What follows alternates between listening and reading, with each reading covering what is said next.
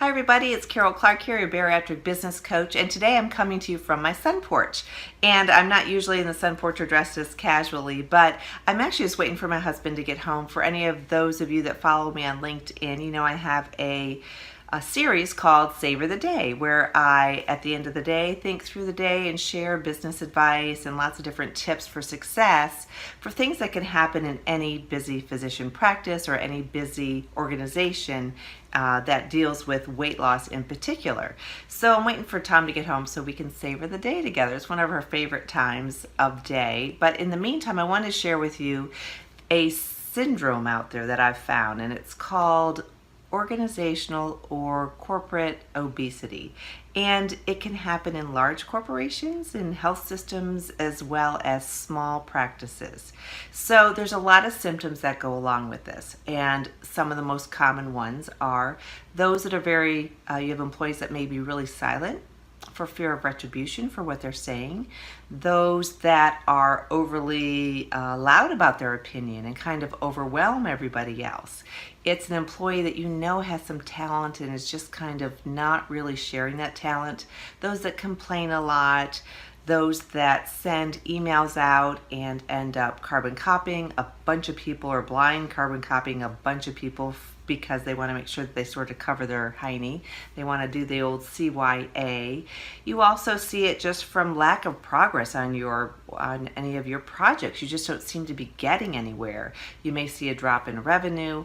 All these things can be symptoms of organizational obesity. We all deal with obesity, and a lot of times what you need to do is get fit again. And I'm going to share with you a few tips for how to get over that organizational obesity and become fit once again, and then end up progressing and focusing on the highest level of care that you can give, and really focusing on outstanding behavior for employees and outstanding experiences for your patients versus day-to-day frustrations that bring you down every single day.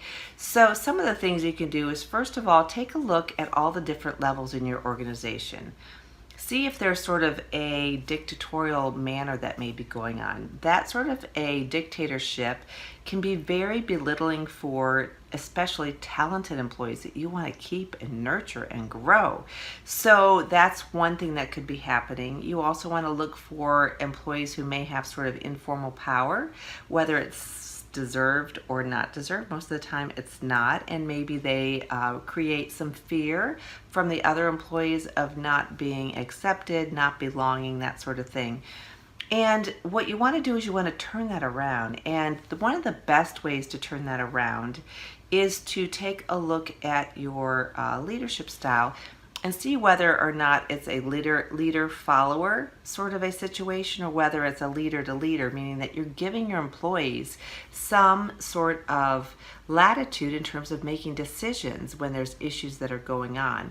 That concept has actually been around a little bit. The first time I heard about it was in a book called Turn the Ship Around. It's actually a great book if you're ever looking for some additional reading about turning an organization around. But basically giving your employees, and it's more than just empowering them and letting them make a few decisions along the way, it's really letting them take ownership for a project or for a responsibility. And it can be really hard as the leader of the organization to do this, because ultimately the buck stops with you. And if you let some of that decision-making power go to those that are subordinate to you or those that are underneath you, if they make a wrong decision, you're the one who suffers the consequences. But if you can start to do some of that and really be a leader and demonstrate that you want them to grow, and you actually talk with them about their goals, their ideas, if there's an issue going on, sitting down with the group and not avoiding the problem, but rather hitting it head on, so to speak, and embracing that problem and figuring out the solution together. It may seem a little altruistic, or that's where they feel like it's going to take way too much time. It's just easier to tell people what to do. And that may be the case, but in the long run, you are going to find that you free up so much more of your time. You create happier employees, those that want to participate, and those that become some of the most loyal employees that you could ever have. And I know I've done this before. I used to sort of feel like I had to develop a big systems person. So my thought was I always needed to create the system, And then I'll let them sort of tweak it. It's sort of like a halfway giving them some responsibility. But that way I knew I had control over it. It has taken me a really long time to get used to actually welcoming the opinions of others, admitting that, you don't know it all. The people who are at the front line probably have some great ideas about how to run things, and they're doing it each and every day, so they can come up with ideas that are actually better than ours.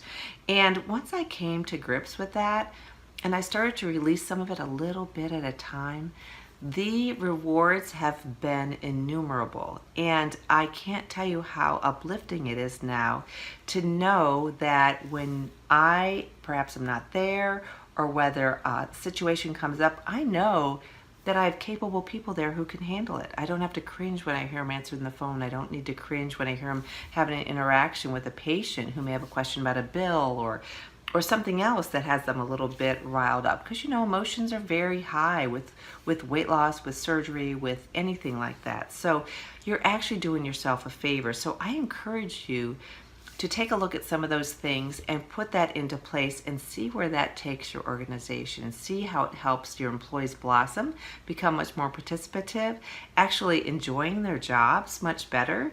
And it can be a total game changer, a life changer for you and a life changer for your employees, and something that's really, for lack of a better word, a win-win for everybody. So if you ever want help with that, oftentimes a fresh set of eyes. I know we do site visits at our practice, and it is so enlightening and so much fun to bring people in, engage with me and my staff, and look at the processes that we have, and then talk about that and how some things might be applied. And then obviously we learn things, they learn things. It's just really an awesome experience. Or sometimes I travel to a practice and a fresh set of eyes, just taking a look at the processes, making some suggestions in a non-threatening way. It's really all meant to be very, very, very helpful, because our goal is to help every practice thrive.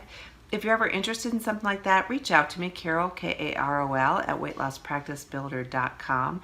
I would love to have a conversation with you and help you get to where it is that you want to go. And if you want some help turning a ship that's kind of getting a little off course, turning that around, I would love to help with that.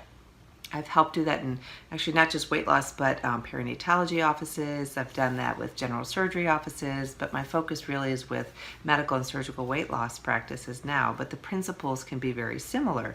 And it's not just me, it really ends up being a very big team effort, because that's how it's going to be successful. So reach out to me if you need help with anything. Carol, Karol, at weightlosspracticebuilder.com. I hope this served you well.